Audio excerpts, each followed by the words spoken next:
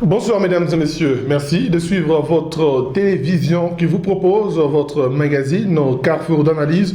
Carrefour d'analyse, c'est ce magazine de décryptage d'informations politiques, le magazine qui fait la ronde des grandes questions qui concernent la vie nationale. Et pour ce numéro, nous allons passer en revue la question qui concerne la dernière lettre, la troisième d'ailleurs, du G7, le groupe de 7 partis politiques de la majorité présidentielle adressée au chef de l'État, Joseph Kabila. On va décrypter cette information, mais également nous allons revenir sur toute cette série de démissions ayant suivi l'auto-exclusion de G7 au sein de la majorité présidentielle. Vous aurez à suivre toutes les analyses dans ce magazine. Nous reviendrons bien entendu sur la ronde de ces grandes questions d'actualité. Mais d'abord, l'on vous propose de suivre les avis et considérations des acteurs politiques en ce qui concerne la dernière lettre du G7. Position, une fois Kabila n'est pas au pouvoir, ce sont les mêmes qui vont prendre le pouvoir. Vous partagez cette même opinion? Vous savez mon frère, il y a des gens qui ne se rassasient jamais. Ils ne se rassasient jamais, ils sont insatiables.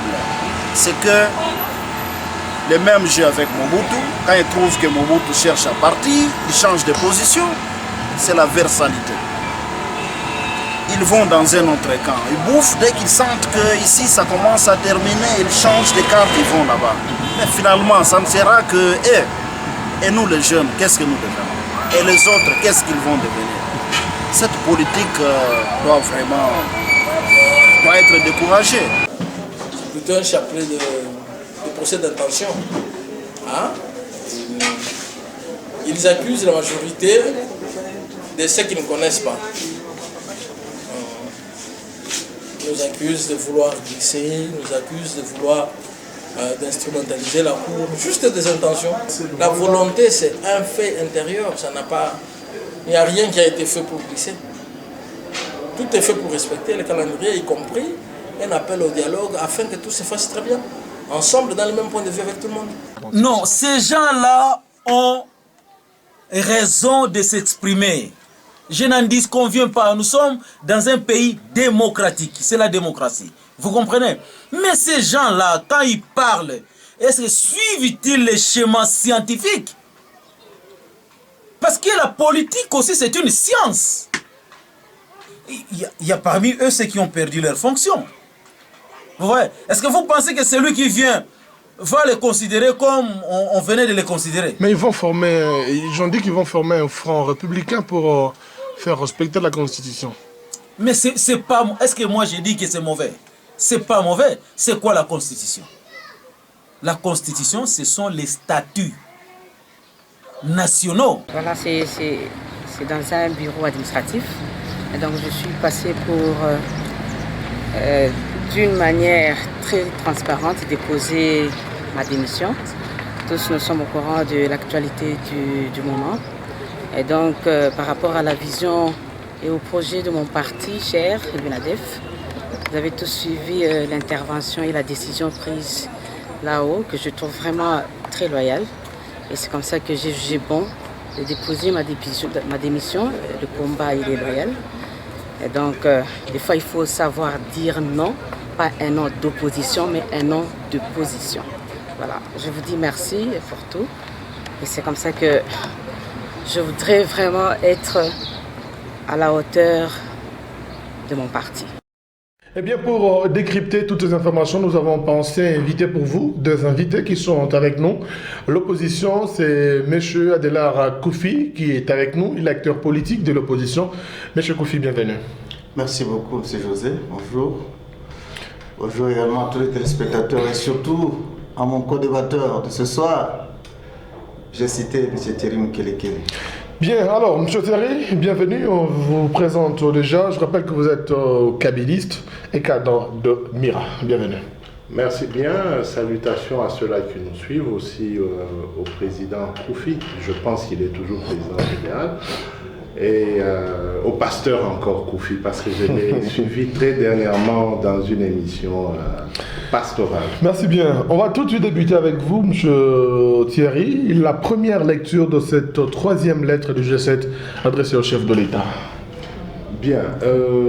La notion de de déclarations politiques et des discours politiques devraient s'ancrer dans le chef d'abord des politiques, ensuite de la population. La troisième lettre de G7, c'est une prise de position. Et en politique, on n'est pas vraiment sur le banc de l'école où il y a un professeur, un directeur de discipline, un chef de classe à second. En politique, on voit ce qui peut bénéficier au parti et son intérêt. Parce qu'en tant que dirigeant d'un parti politique, il y a des intérêts personnels sur lesquels vous avez engagé votre parti et votre vie privée même. Et même sacrifier sa propre famille. Alors, la troisième lettre, je ne vois pas un grave problème. Il n'y avait pas si gravissime pour qu'on en arrivât à ça. Il y a eu juste incompréhension et rupture communicationnelle entre les acteurs en présence. Si vous suivez le cheminement de l'histoire, c'est que l'acteur principal n'est toujours pas entré en jeu. L'acteur principal, c'est l'autorité morale de la majorité. Il y a le président de la République, il y a l'autorité morale de la majorité. Il dépend en danse comment? Parce que jusque-là, l'autorité morale de la majorité ne s'est pas encore prononcée sur toutes les lettres. Maintenant, en tant qu'acteur politique, la communication n'a pas été ajournée. C'est comme sur un logiciel ou même sur les téléphones. On demande toujours des mises à jour. Mais quand vous voyez le comportement des politiques, chacun se campe dans sa position et peut-être par rapport à sa base politique. Et c'est avec ça qu'ils vont à des tables. Et quand vous suivez bien l'histoire de la majorité, il y a un certain temps, je crois toute cette année, la majorité n'a pas été à la mise à jour de son logiciel. C'est-à-dire que les acteurs politiques ne se sont pas parlé.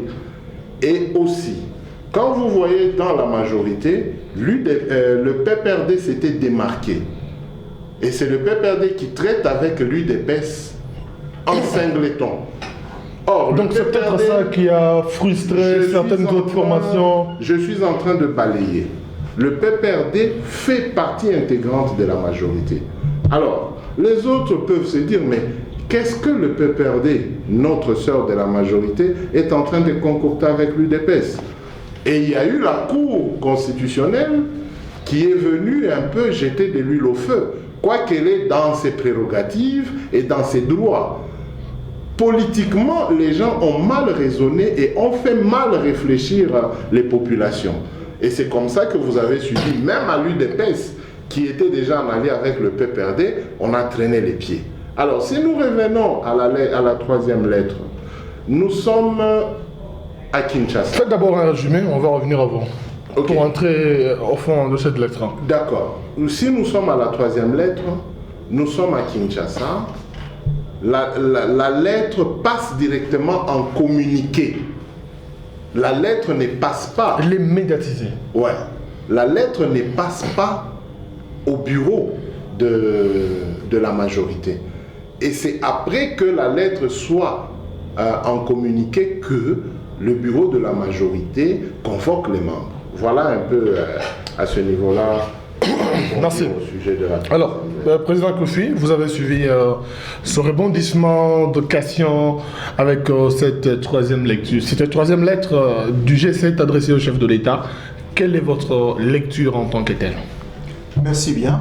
Je voudrais entrer dans le débat par une interpellation, chose qui arrive rarement. Je crois qu'on n'entre pas dans la démocratie par la porte de sortie. Ça ne peut pas se faire. En d'autres termes, je voulais dire tout simplement qu'on ne peut pas aimer la démocratie et d'autre part mépriser les valeurs tout à fait démocratiques. J'ai eu le temps de suivre ce que mon frère Thierry a souligné ici, mais avant de relever quand même certaines entorses, bien entendu, je voulais dire ceci. Nos amis, on en est à la troisième lettre, comme on le dit, ils ont eu tout le temps possible de poser leurs problèmes au chef de l'État. Cette inquiétude, une inquiétude que nous jugeons tout à fait légitime, fondée tout simplement, puisqu'elle repose sur le prescrit de la loi. Mais il se fait malheureusement qu'il y a un silence. Comme d'habitude, je l'ai toujours dit, que le chef de l'État communique peu, il est moins expansif. Thierry l'a souligné ici que non, il n'y avait pas communication. Et c'est chaque jour, on nous habitue à ça. Alors qu'il y a des postes qui nécessitent de communiquer à tout moment. Le ministre des Médias le fait, Lambert Mende. Non, il ne même pas d'abord du chef de l'État. On ne doit pas laisser tout à la charge de M. Lambert Mende. Le chef de l'État a droit aussi, surtout lorsque la case brûle. Je crois qu'il est important, à un moment donné, de pouvoir lever l'équivoque, puisque entre eux, là, les choses semblent ne pas marcher. Et nous l'avons toujours décrié haut et fort. Nous disions toujours qu'il y a d'une part les accords contre nature qui étaient signés, on y a trouvé un peu de tout dans cette majorité-là. Et à un moment donné, moi, en revenant de Kin, j'ai même souligné une fois comme ça que pratiquement c'est une majorité que je sens déjà moribonde. Et je sentais déjà l'odeur de la putréfaction, je l'avais souligné sur une chaîne quelconque. La preuve est là aujourd'hui. La preuve est là. Lorsque vous analysez par exemple le propos, ou disons les déclarations du rapporteur de G7, ce rapporteur circonstanciel, je fais allusion ici au président Gabriel Kyungwa Koumanza. Lorsque j'analyse d'abord, non, je commence d'abord par les propos de Lambert Mende. Mende dira quelque chose qui m'est allé tout droit au cœur. Premièrement, il dit que ces gens-là ont été inélégants. Donc, ces gens ont manqué d'élégance en quelque sorte. Secondo, il dira que nos amis ont jeté l'opprobre sur, disons, la majorité présidentielle. Sur leur famille politique. Ils ont trahi, et c'est ce qui vaut cette, disons, auto-exclusion. Enfin, comme tertio, il dira tout simplement que ces gens-là, nos amis, ils ont, quel est le terme qu'il a utilisé?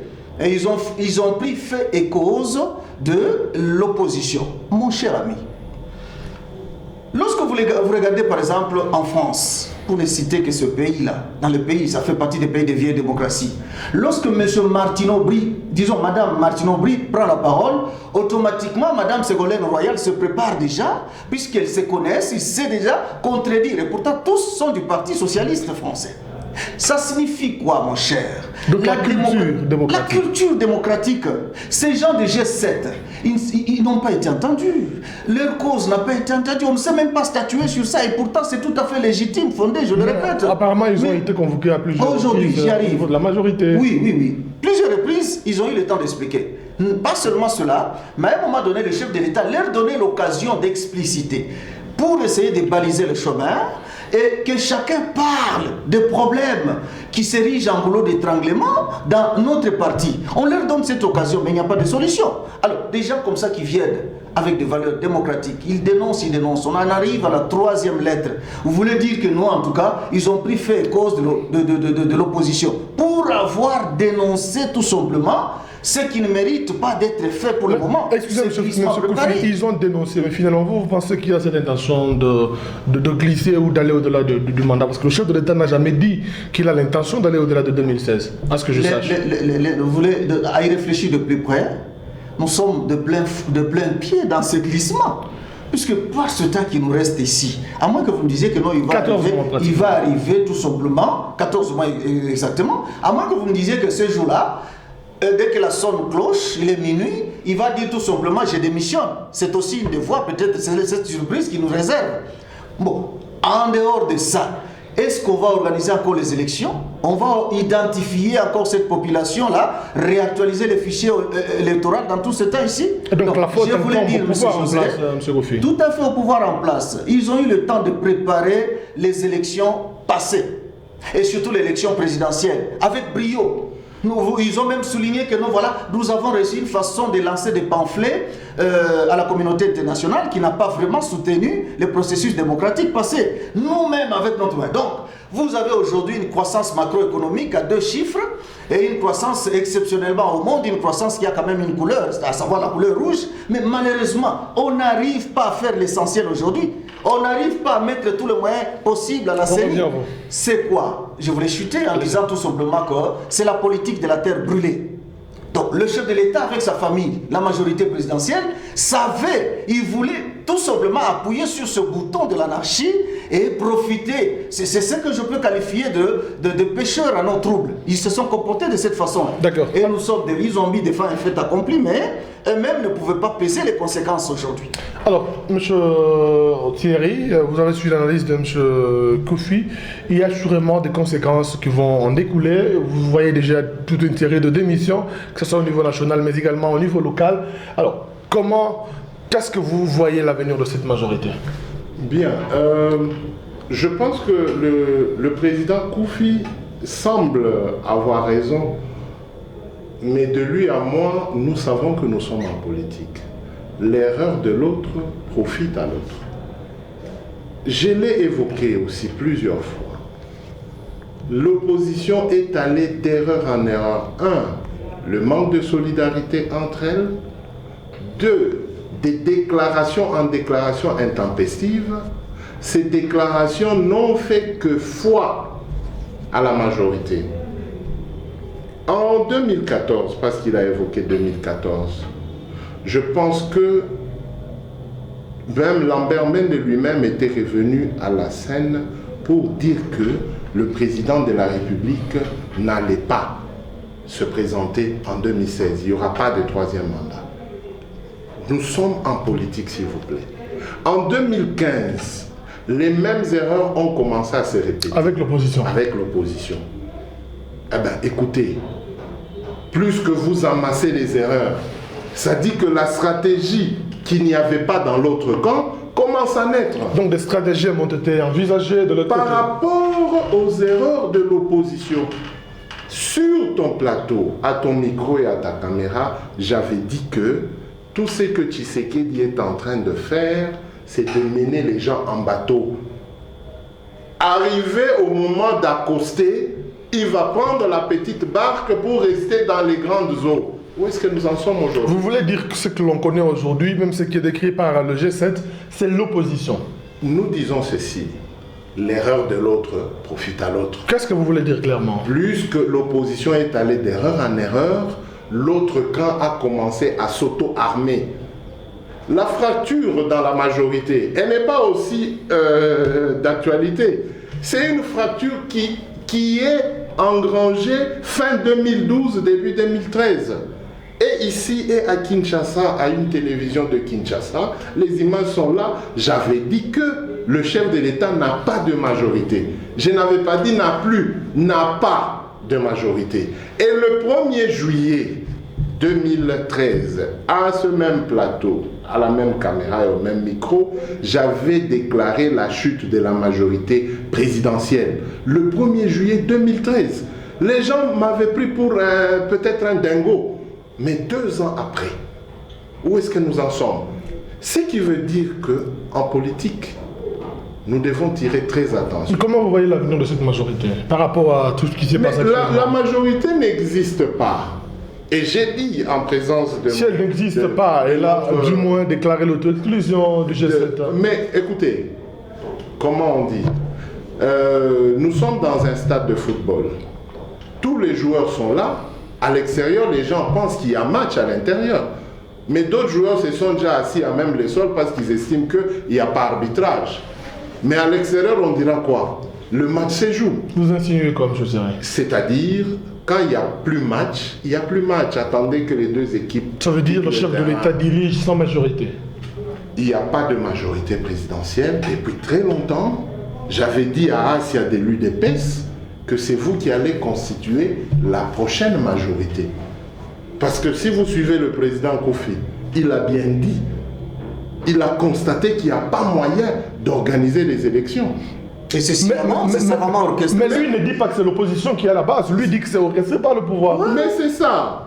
L'orchestration du pouvoir provient d'où? De l'erreur de l'opposition. Non. Nous sommes dans un système... Mais là, vous mettez à la portée de l'opposition. C'est pas... L'opposition n'a pas la primature, c'est le Premier ministre qui a dit qu'il n'y a pas de moyens, par exemple. Pour ne prendre que le cas des élections de gouverneurs... Dire ne pas avoir de moyens, c'est une déclaration, comme toute déclaration. Mais alors pourquoi imputer cela à l'opposition? L'opposition a commis beaucoup d'erreurs et a donné... Nous sommes dans un système anaérobique. le microbe se comporte selon l'environnement. Aujourd'hui, nous prenons pour microbe Joseph Kabila. S'il était prêt à céder, et avec le comportement actuel de la classe politique, de vous à moi, nous sommes en train d'aller tout droit dans un cul-de-sac. Et nous sommes en train d'aller tout droit dans des guerres civiles. Et tout le monde est au courant que le Congo va basculer. Je vous avais dit autrefois. Et vous, je me souviens... Vous insinuez, vous mettez cela à la portée de l'opposition. Je me souviens, vous, José, vous me disiez pourquoi vous insistez sur l'article 85. Il y a de cela 2 ans et demi. Mais aujourd'hui, nous sommes en train d'aller tout droit dans un cul-de-sac. Veuillez rejoindre rapidement. Ce qui veut dire que la classe politique n'a pas été à la hauteur. J'ai aimé quand le président Koufi parlait de la démocratie. Je pensais qu'il allait faire la démarcation. Mais lui, il est resté dans l'imbroglio politique que nous décrions aujourd'hui. En tant qu'opposant. En tant qu'opposant. Il n'a pas fait aussi la démarcation. Vous, apparemment, vous êtes en train de protéger une certaine classe politique. Vous mettez à la portée de l'opposition, M. Thierry. Non, non, je ne protège pas la classe politique. Je réagis par rapport à ce que Koufi a parlé. Il est de l'opposition. Je ne protège pas la majorité parce que je disais déjà que c'était, comme il a dit, la putréfaction. Lui, il l'a senti aujourd'hui. Mais moi, le décès, je l'ai constaté il y a très longtemps. Je chute un peu parce que l'idée risquait de partir. Alors, je disais ceci. Aujourd'hui, l'acteur principal, qui est Joseph Kabila, n'a pas de problème. Il attend seulement constater. Et la même constitution qu'on est en train de décrier, c'est la même constitution qui a beaucoup de virgules et beaucoup d'imagerie. C'est pourquoi nous rappelons seulement la classe politique à l'ordre, que ce soit à l'opposition ou à la défunte majorité, d'ouvrir la communicabilité pour récupérer la situation. Merci. Nous sommes le 20 septembre, il nous faut convoquer les élections présidentielles dans 365 jours exactement. Le 20 septembre 2016, il faut convoquer les élections. Merci. On revient à vous, M. Thierry, président Koufi. M. Thierry impute évidemment la situation actuelle que vous avez décrite à l'opposition. Finalement, cette opposition, elle joue quel rôle finalement dans cette situation? Je ne voudrais pas l'entendre de cette oreille, mon frère. Le problème ici concerne le G7. Je sens que M. Thierry est en train de divaguer un tout petit peu. Pourquoi? Puisque nous devons recadrer les choses. Parlons peu, parlons bien. Hein? Le problème concerne le G7. Ce qu'il faut considérer ici, c'est que dans ce microcosme politique que l'AMP, la majorité présidentielle, il y a une sorte de coprésence. C'est-à-dire la présence d'une part d'un courant, un courant qui est tout à fait, disons, conservateur, constitué tout simplement de profito-situationnistes, des gens qui ne savent pas dire la vérité au chef, des gens qui sont là juste pour se faire graisser le patte. Et ils pensent que non, il faut peut-être se réserver au lieu de dire la vérité au chef.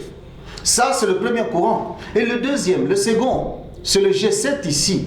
Ça, c'est un autre courant qui est tout à fait progressiste.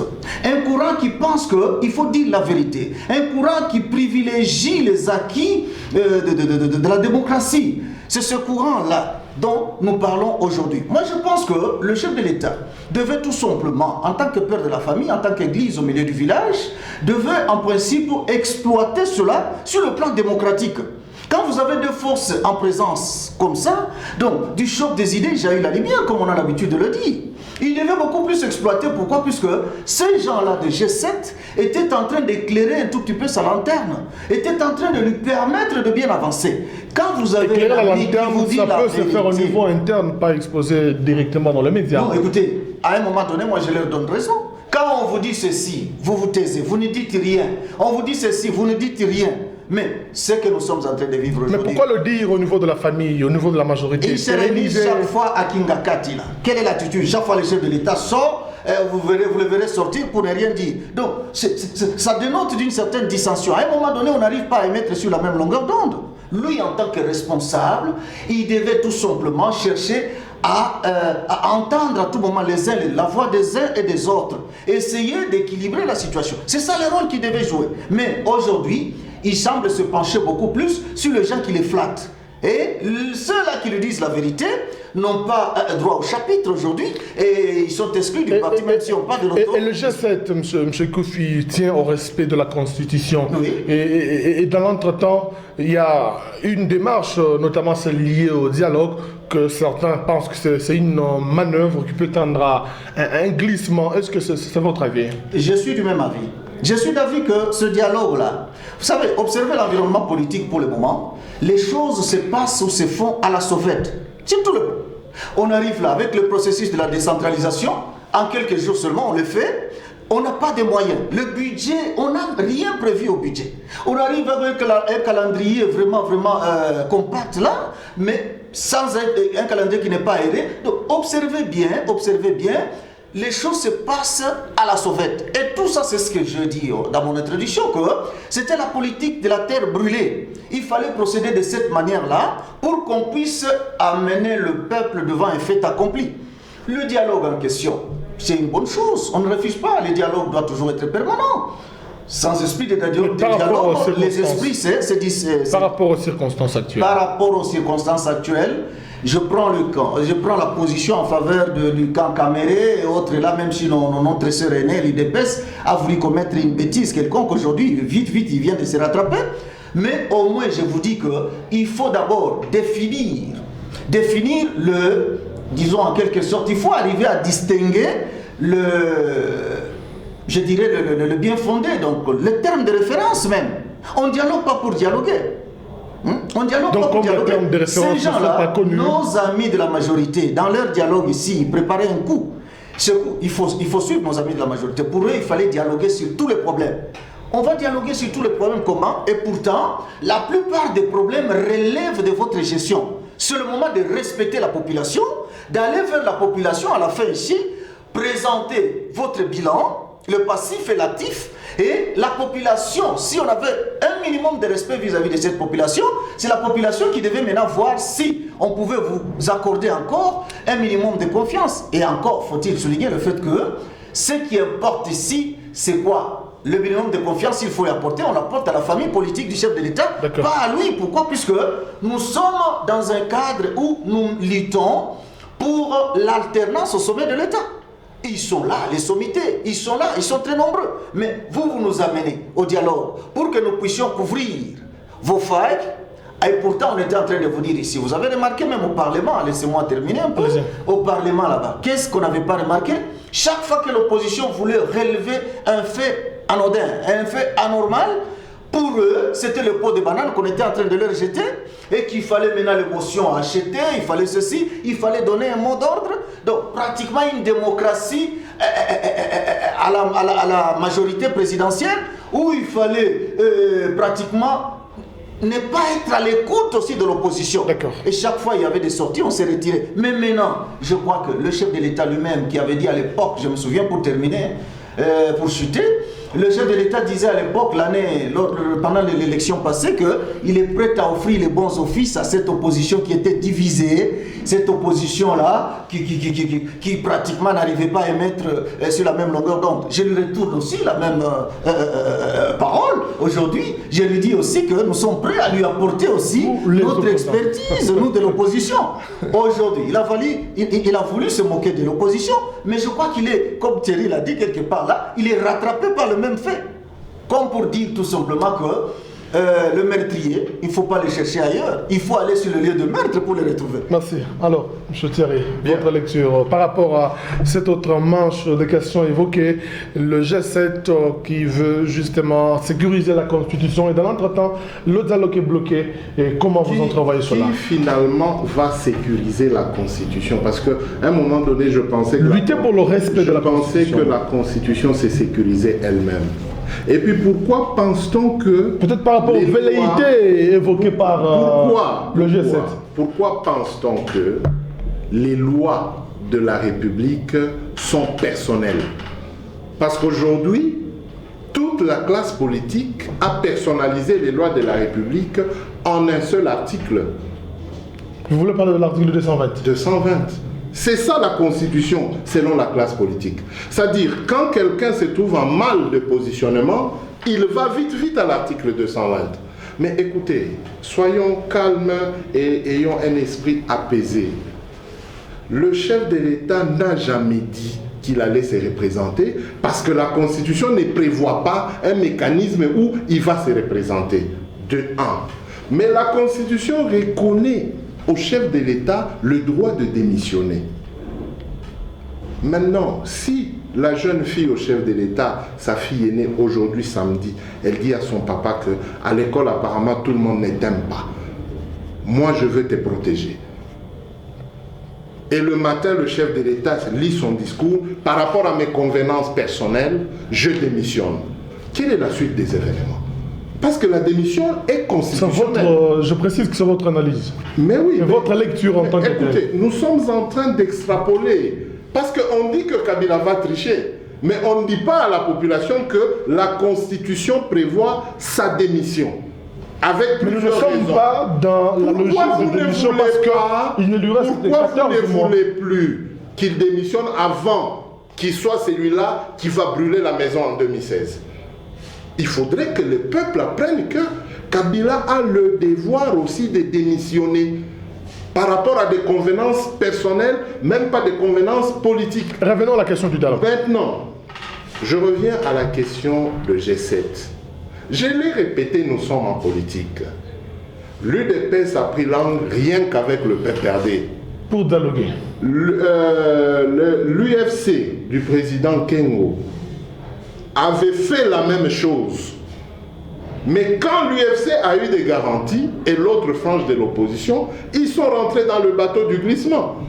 Parce que, aujourd'hui, on avait suspendu le glissement de l'opposition modérée, et même des gouverneurs des provinces.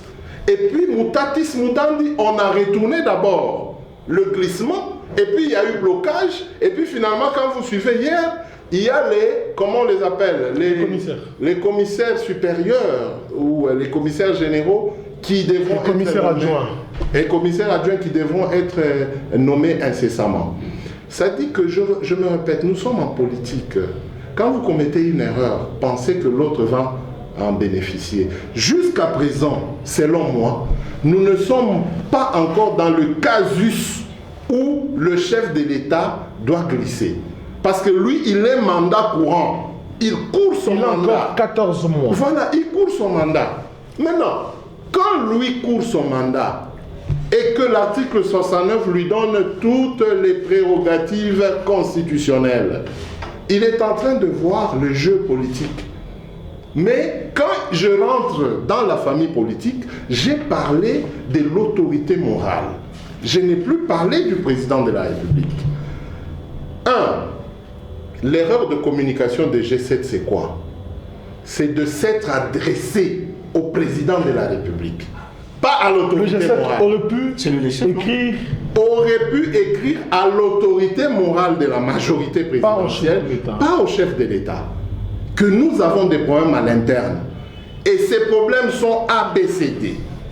Maintenant, quand vous vous adressez... Je crois que c'est cela qui aurait même coûté la révocation du ministre du Plan et du conseiller spécial. J'en viens.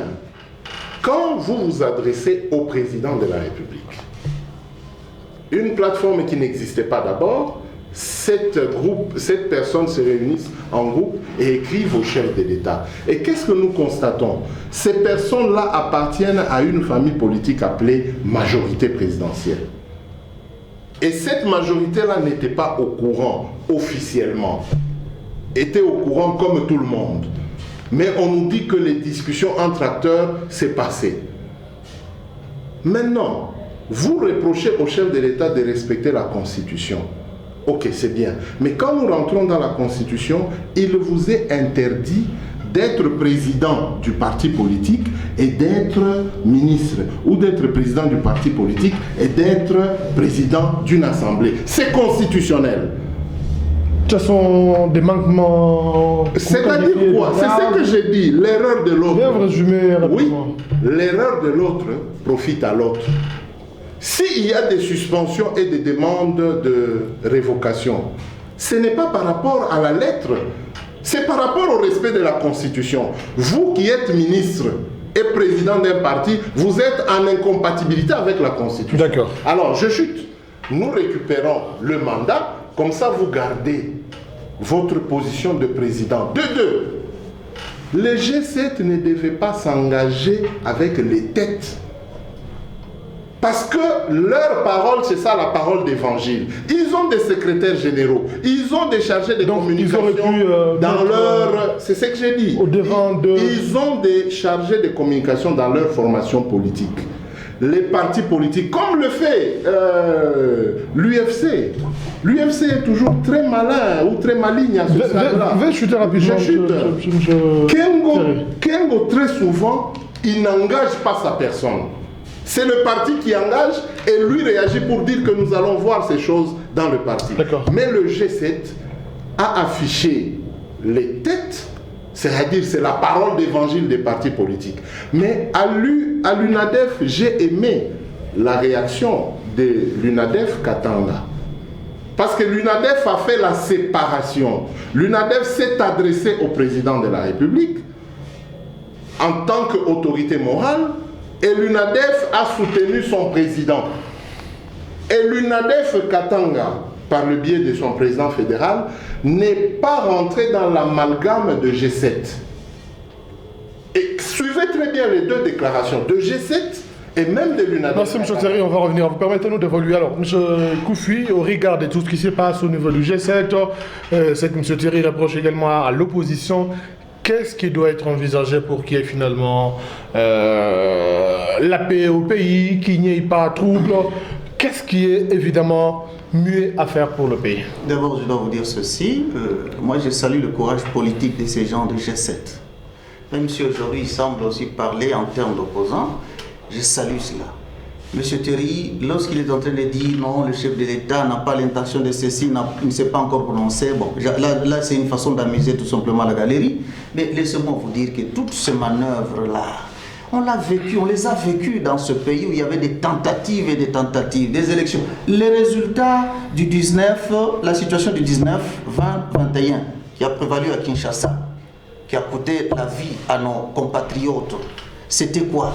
Vous avez senti vous-même que, n'eût été la déclaration du président Kengo, le bateau était déjà à la rive, nous étions au bord du gouffre. Donc l'intention, la volonté manifeste de glisser. Même nos amis de G7 ont souligné ça dans leurs lettres. Vous suivez, quand mais vous lui suivez Gabriel, dit que le président n'a jamais dit qu'il a l'intention de glisser. Non, ça c'est Thierry le dit. Moi je pense qu'entre M. Thierry et Kyungwa Koumanza, qui a fait office de rapporteur, je vais accorder beaucoup plus, je vais accorder carte blanche à Kyungwa Koumanza puisqu'il a vécu le drame. Même dans les non-dits, s'il faut utiliser les termes philosophiques, Kyungwa Koumanza a vécu cela avec ses amis. C'est lui qui est mieux placé pour nous dire, puisque quand ils ont pris une telle décision, c'est qu'ils savaient, dans leur non-dit, ils savaient déjà ce qui se préparait et ils ont eu le temps de dénoncer ça.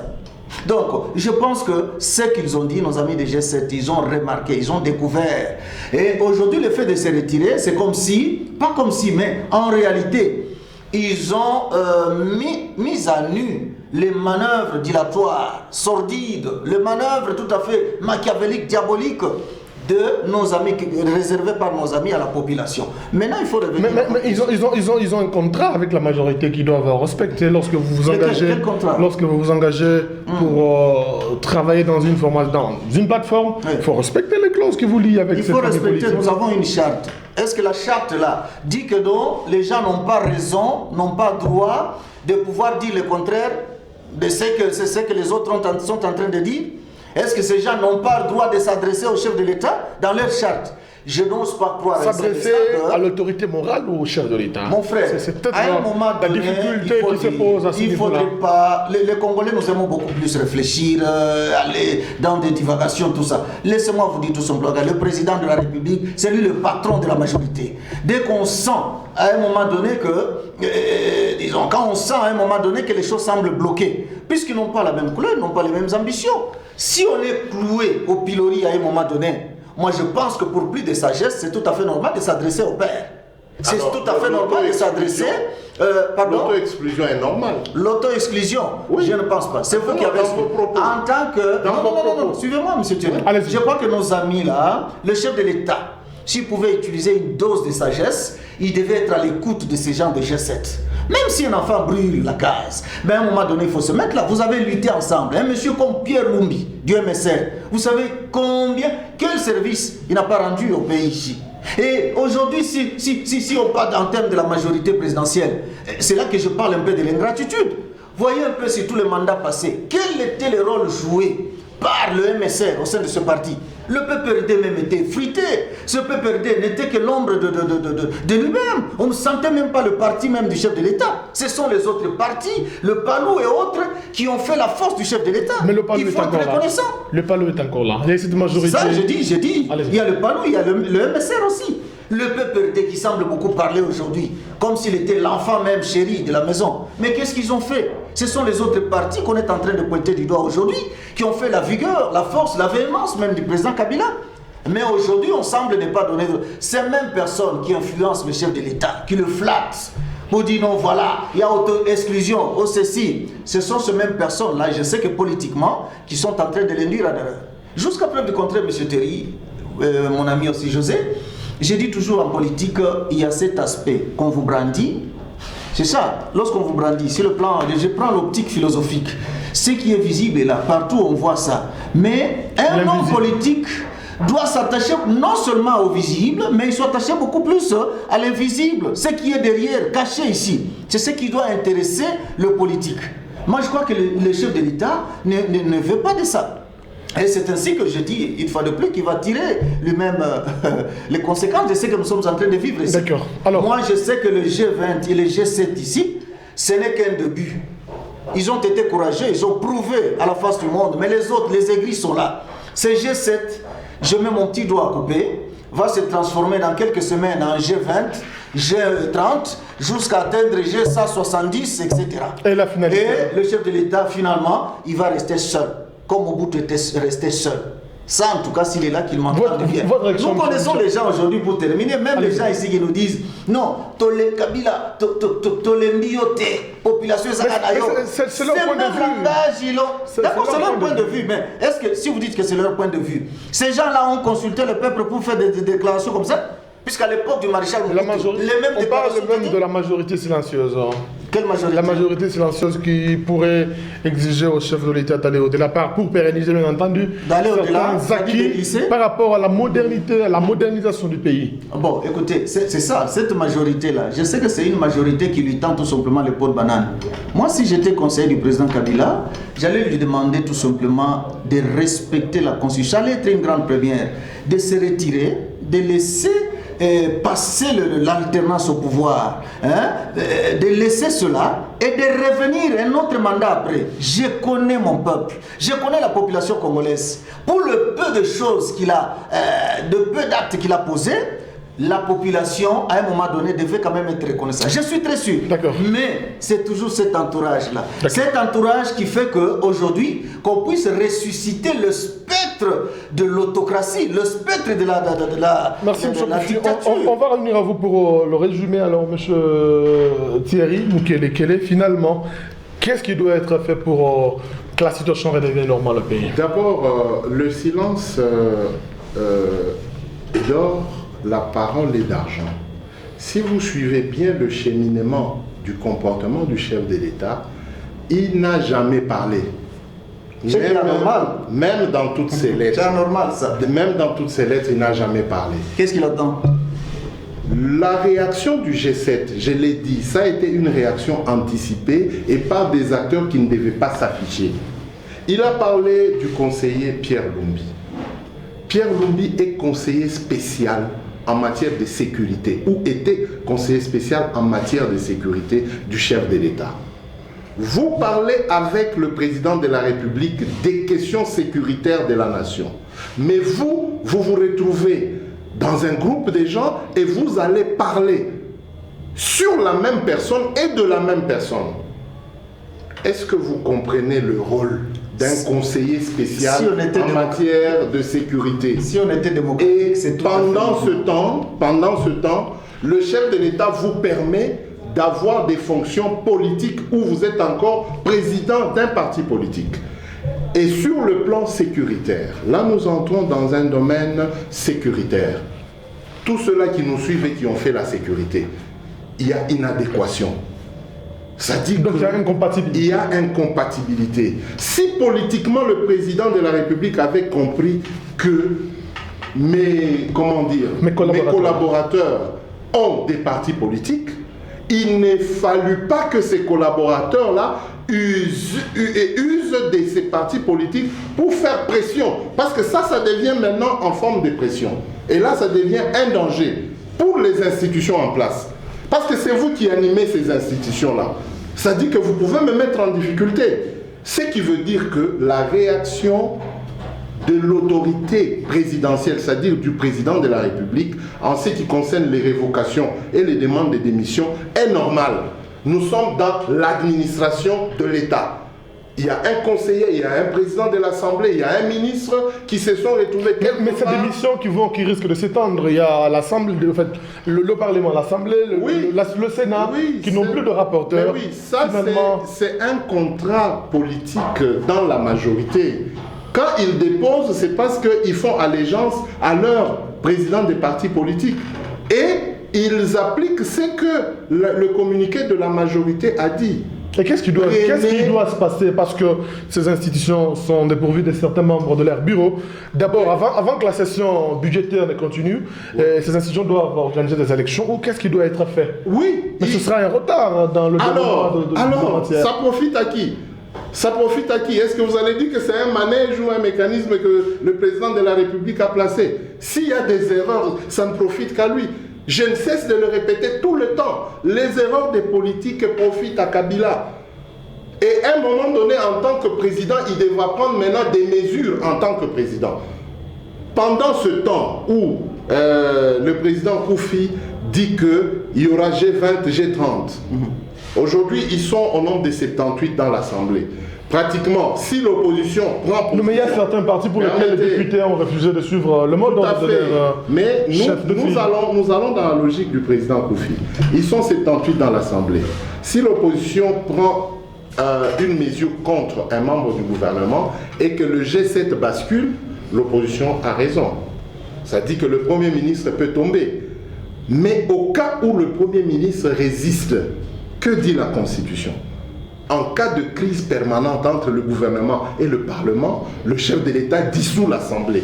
Et c'est dans ses prérogatives. C'est dans ses prérogatives. C'est-à-dire quand nous demandons à ce qu'on respecte la Constitution, il ne faudrait pas la faire respecter rien que pour le président de la République. Il faut la faire respecter pour tout le monde. Le président du Sénat, qui est un félin en politique, il s'est retrouvé buté à un arrêt de glissement, je l'ai dit tout à l'heure. Mais il continue à glisser parce qu'il a ouvert l'Assemblée.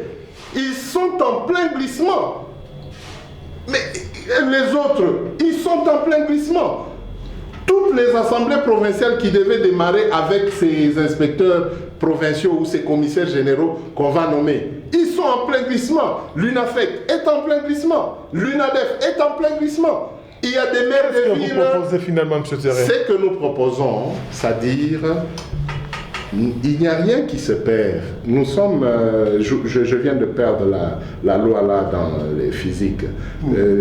Rien ne se perd, tout se gagne. Tout se conserve. Tout se conserve. Je ne sais plus qui a dit encore cette histoire-là. On va à l'idée essentielle. C'est-à-dire, le G7 aujourd'hui peut parler cette fois-là directement avec le président pour chercher une alliance sans passer. Une alliance, pourquoi? Parce que le G7 a pour objectif de faire respecter la Constitution. Mais c'était Pourquoi chercher une nouvelle alliance, M. Thierry? Nous sommes en politique aujourd'hui, l'UDP s'est allié au PPRD.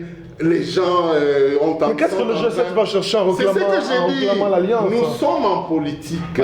Si le G7 constitue... Il y a déjà des alliances. Si le G7 constitue... Non, mais il pense qu'il peut chercher... Si le G7 constitue aujourd'hui un poids politique, c'est-à-dire dans la probabilité du glissement, le G7 ne viendra pas avec la carapace de la majorité. Le G7 viendra comme le palou qui n'est pas de la majorité, qui est allié à la majorité.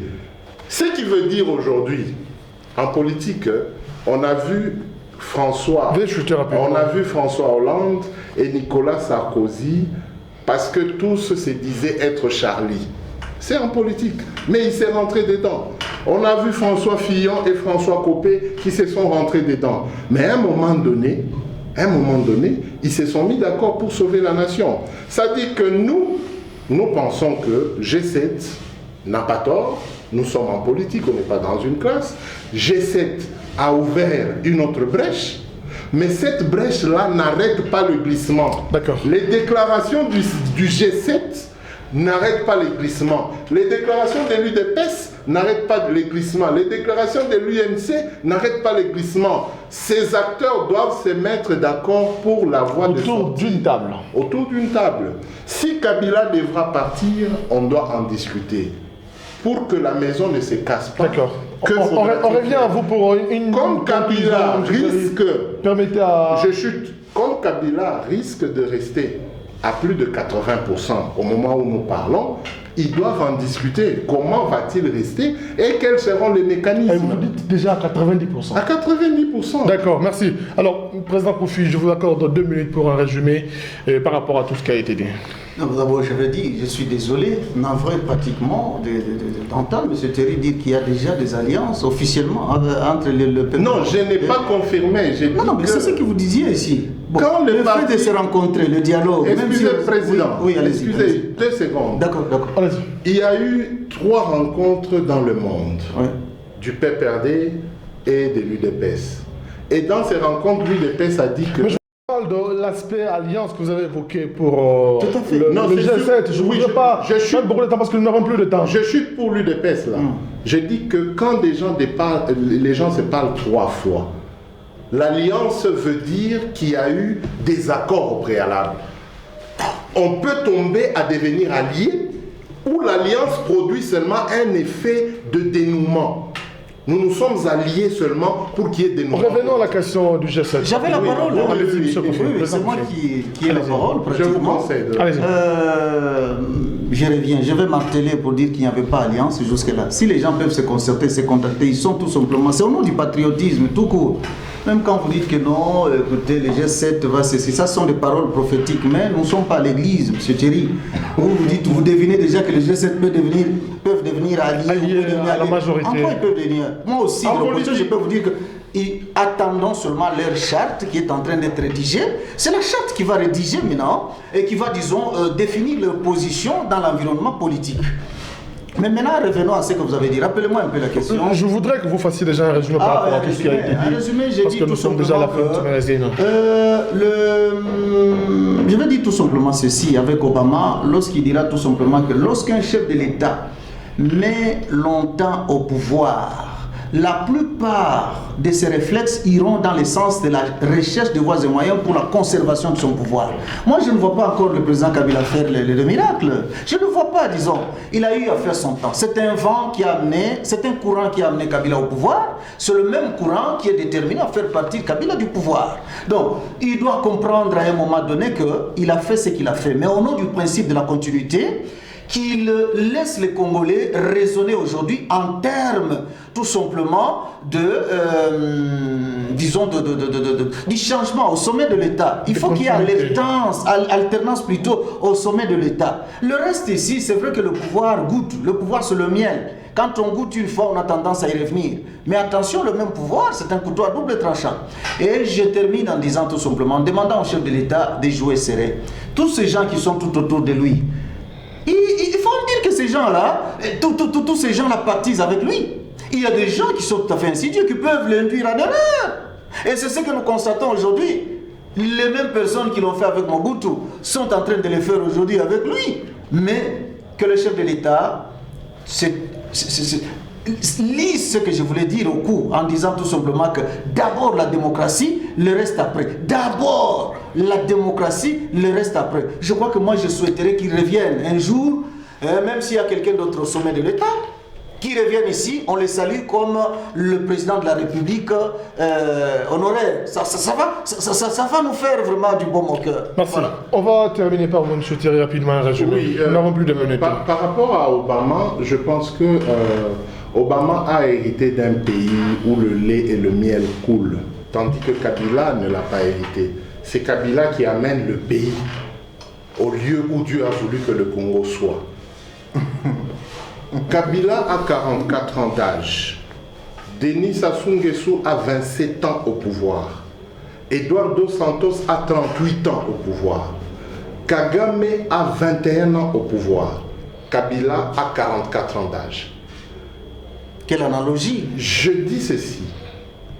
Le chef de l'État n'a jamais dit qu'il allait se représenter parce que ce n'est pas constitutionnel. Le chef de l'État a dit aux Congolais, nous ne sommes pas en 2016, attendez 2016, je vais me prononcer. Nous, en tant qu'acteurs politiques aujourd'hui, dans nos analyses, nous disons que la classe politique est entrée d'erreur en erreur et elle doit s'assumer et elle doit assumer ces erreurs-là. Et nous disons ceci. Ce ne sont pas ceux qui gèrent. De vous à moi, ceux-là qui nous suivent, et vous qui êtes sur le plateau, nous sommes le 20 septembre 2015. Au 20 septembre 2016, il nous reste 365 jours. On peut beau brandir l'article 220, en âme et conscience, est-ce que dans 365 jours, pourrions-nous convoquer, organiser et tenir les élections présidentielles? Même si nous faisons tomber toutes les élections, comme on ne veut que la tête de Kabila, nous laissons seulement les élections présidentielles. Je termine en disant... Nous sommes à la fin, M. Thierry. Le chef de l'État a le devoir constitutionnel de démissionner ou d'orienter l'État dans la continuité. Ça fait partie de la Constitution. Il faudrait aussi que nous, en tant que politiques, nous informions à la population que Kabila n'a pas seulement le droit de se maintenir au pouvoir, il a aussi le droit de démissionner. Merci. Mais quelles sont les conséquences à venir si Kabila démissionnait avant la fin de son mandat? Merci, M. Thierry. Voilà, Madame et Monsieur, ce magazine se referme. Merci à vous tous de l'avoir suivi. Nous disons merci particulièrement à M. Thierry d'avoir accepté notre invitation. Je remercie RTIV et je vous remercie. Merci au président Kofi d'avoir accepté d'être avec nous dans ce magazine. Tout le plaisir était pour moi. Voilà, ce magazine se referme. Nous passons chaque dimanche à 20h30, la rediffusion chaque lundi à 14h. Carrefour d'analyse passe également sur YouTube, mais également sur d'autres réseaux sociaux. Merci de nous suivre. Au revoir. Au revoir. Au revoir.